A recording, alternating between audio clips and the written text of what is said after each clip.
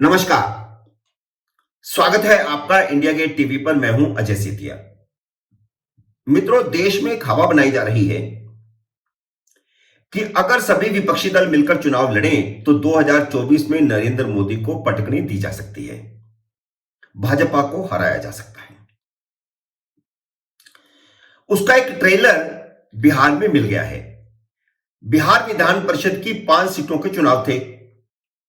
राष्ट्रीय जनता दल यू, कांग्रेस और लेफ्ट पार्टियों ने मिलकर चुनाव लड़ा था। यह जो बिहार में महागठबंधन बना हुआ है, जिसमें लालू यादव, नीतीश कुमार, राहुल गांधी और वामपंथी दल मिलकर सरकार चला रहे हैं, उस महागठबंधन ने मिलकर के ही यह चुनाव लड़ा। चुनाव नतीजों से बिहार में होने जा रहे बड़े उलटफेर के संकेत आने शुरू हो गए हैं।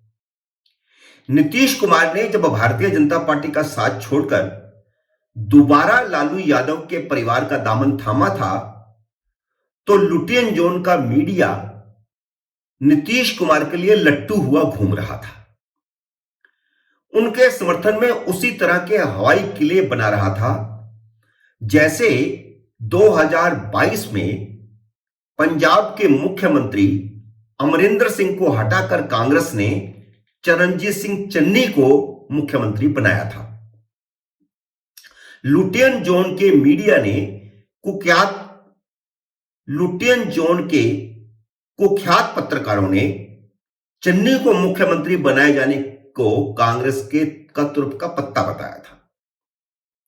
इसकी वजह उन्होंने यह बताई थी कि वह मजहबी सिख हैं और मजहबी सिख कांग्रेस के साथ जुड़ेंगे तो कांग्रेस को कोई हरा नहीं सकता। पर हुआ क्या? कांग्रेस तो बुरी तरह हारी ही। चरणजीत सिंह चन्नी को 2 सीटों से टिकट दिया गया था, वह दोनों ही जगह पर हार गए। इसी तरह नीतीश कुमार ने जब भाजपा का साथ छोड़कर लालू यादव का दामन थामा, तो नीतीश कुमार को प्रधानमंत्री मटेरियल बताया गया और लालू यादव ने कहा कि नीतीश कुमार अब राष्ट्रीय राजनीति करेंगे। लुटियन जोन की सर्वेक्षण एजेंसियों ने बिहार में फर्जी सर्वेक्षण करके बताया था कि आरजेडी जेडीयू गठबंधन बिहार में भाजपा का सुपड़ा साफ कर देगा। 2-3 सर्वेक्षण हुए, उनमें एक सर्वेक्षण इंडिया टुडे वालों का भी था, जो उन्होंने किसी सर्वेक्षण एजेंसी के साथ मिलकर के करवाया था। इस सर्वेक्षण में बताया गया था कि लालू यादव के राजद, नीतीश कुमार के जेडीयू, कांग्रेस और वामपंथियों के गठबंधन को राज्य की 40 लोकसभा सीटों में से 25 सीटें मिलेंगी और बाकी 15 सीटें एनडीए के सभी घटक दलों को मिलेंगे। भारतीय जनता पार्टी और लोजपा के दोनों गुट उसमें शामिल होंगे और दोनों गुटों को मिला करके 15 सीटें जीत पाएंगे। यहां मैं यह बता देना चाहता हूं कि पिछली बार 2019 में भाजपा और जदयू और लोजपा ने मिलकर चुनाव लड़ा था और 40 में से 39 सीटें जीती थी। 2014 में भाजपा ने जब अकेले चुनाव लड़ा था तो लोकसभा की 22 सीटें जीती थी, जबकि 2019 में गठबंधन के कारण उसने 17 सीटें लड़ी और 17 की 17 जीती।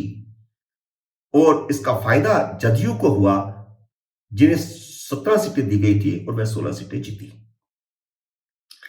लेकिन सर्वेक्षण का यह कहना था कि एनडीए को 14 सीटों का नुकसान होगा,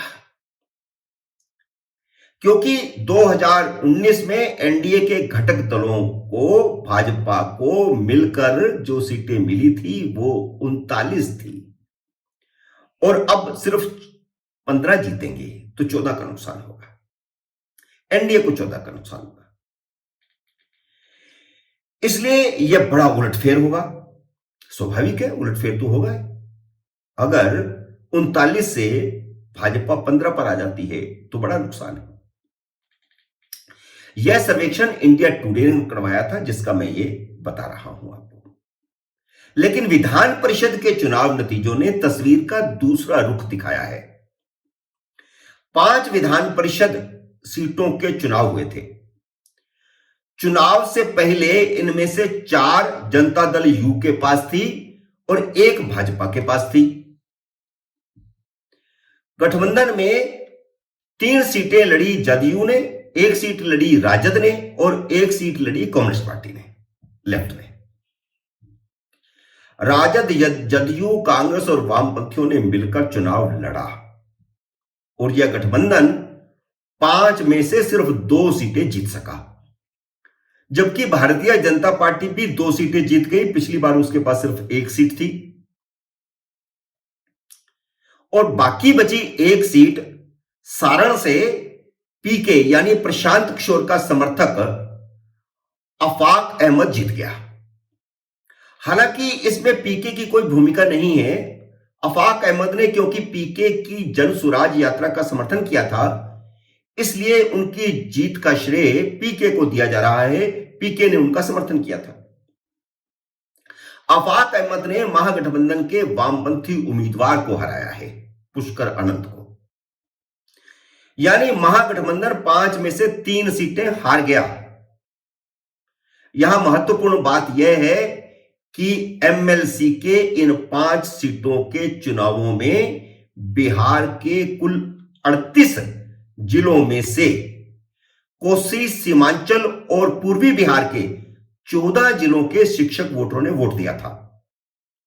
इसे अगर 2024 के चुनावों का सर्वेक्षण मान लिया जाए तो यह इंडिया टुडे के हाल ही में किए गए सर्वेक्षण को पूरी तरह से गलत ठहराता है, जिसमें महागठबंधन को 25 और एनडीए को 15 सीटें मिलने की बात कही गई थी। एमएलसी वोटरों की संख्या को अगर सर्वेक्षण का सैंपल माना जाए तो यह निश्चित रूप से इंडिया टुडे के सैंपल से बड़ा था। इसका मतलब सिर्फ यह निकलता है कि लोकसभा चुनावों में एनडीए का पलड़ा भारी रहेगा, क्योंकि लोकसभा चुनाव विधानसभा चुनावों की तरह और विधान परिषद के चुनावों की तरह नहीं होते, और खासकर तब जब इस साल के आखिर तक जनता दल यू में भगदड़ मचने वाली है। खबरें तो इस तरह की आ रही हैं कि जनता दल यू के कम से कम 8 लोकसभा सदस्य और 25 विधायक भारतीय जनता पार्टी के संपर्क में हैं, और इस संबंध में हाल ही में अपनी बिहार यात्रा के दौरान अमित शाह ने कहा भी है कि जदयू के आधे सांसद भाजपा में आने की फिराक में हैं। ये सांसद और विधायक कब जदयू छोड़कर भाजपा में शामिल होंगे यह तो नहीं कहा जा सकता, लेकिन यह होगा जरूर, और लोकसभा चुनावों से पहले होगा। और जैसे ही यह होगा, बिहार की तस्वीर पूरी तरह बदल जाएगी। मित्रों, उम्मीद है मेरा यह विश्लेषण आपको पसंद आया होगा। इसे लाइक करिए, शेयर कीजिए, और अगर आपने मेरे YouTube चैनल को अब तक सब्सक्राइब नहीं किया तो कृपया सब्सक्राइब कीजिए और घंटी का बटन भी दबाइए, ताकि जैसे ही मेरा नया वीडियो आए आपको सूचना आए। मेरे नए वीडियो का करिए इंतजार। तब तक नमस्कार।